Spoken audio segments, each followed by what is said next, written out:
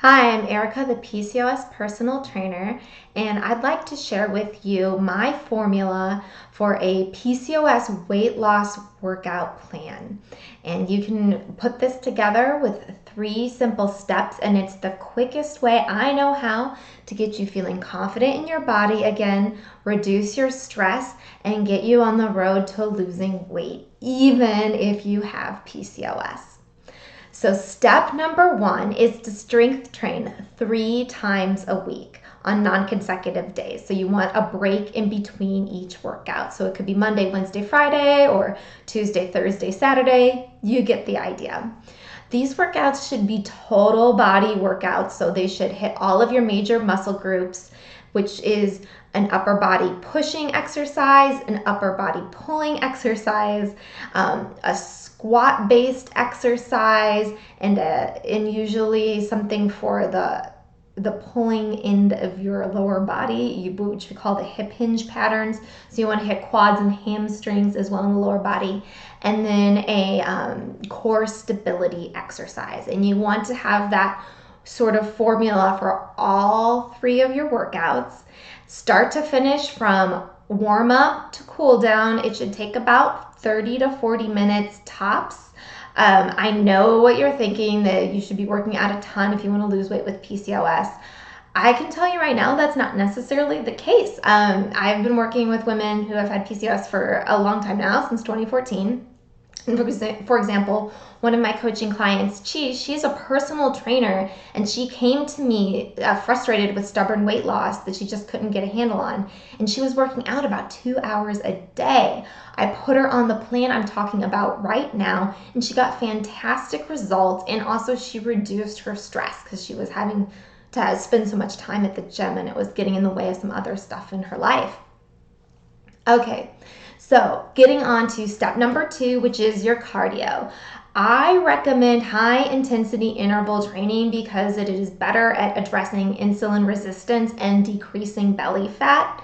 It has an edge over traditional cardio.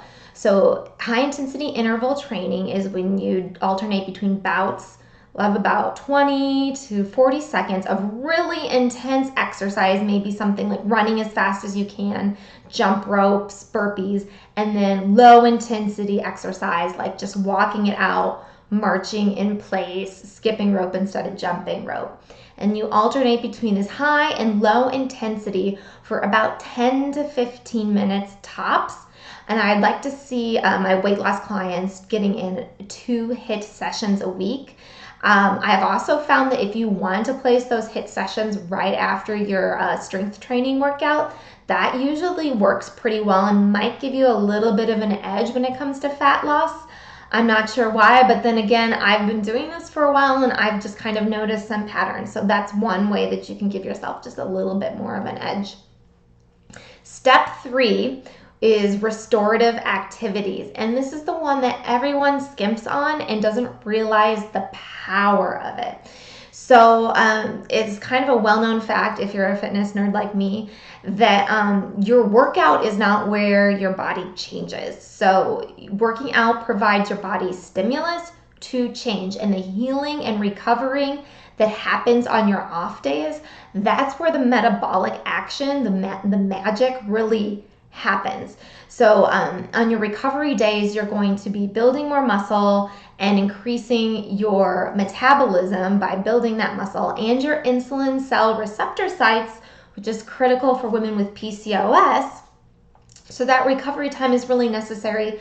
Plus, over exercising kind of works in the opposite direction for women with PCOS, because stress is a big underlying issue for us. And if your stress levels are high, either your physical stress levels or your mental stress levels, or both, you're going to see your body take on some hormonal reactions that aren't going to help with balancing out your PCOS related hormone problems. So all that to say, you gotta have your recovery days.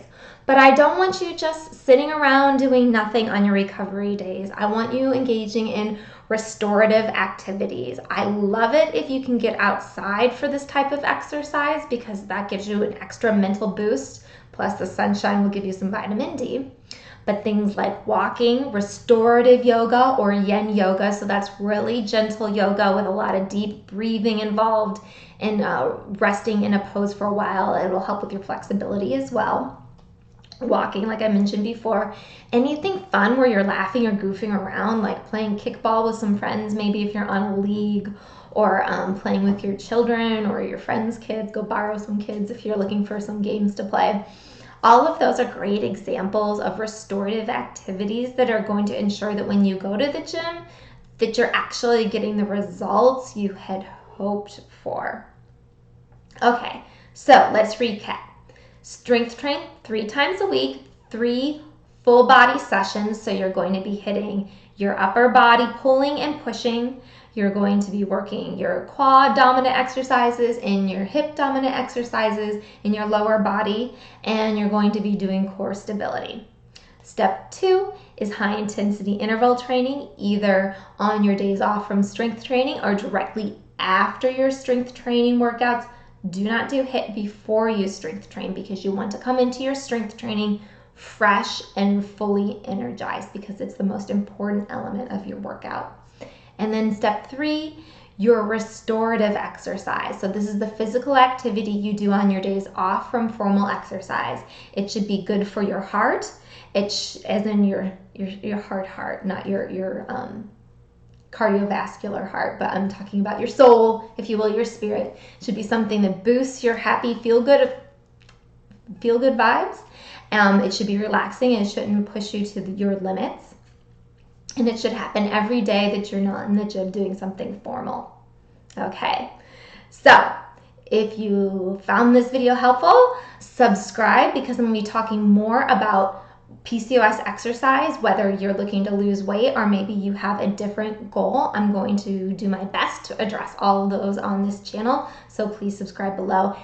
And if you heard me describing all the strength training stuff and you're like, what the heck is a hip dominant lower body exercise? It's cool. I got you covered. Click the link below and that'll take you to my do-it-yourself strength training guide, and that's going to break it all down for you in a simple, no-nonsense way. You can print it out so you always have it with you. If you like this video, please hit like and subscribe. I look forward to talking to you again soon.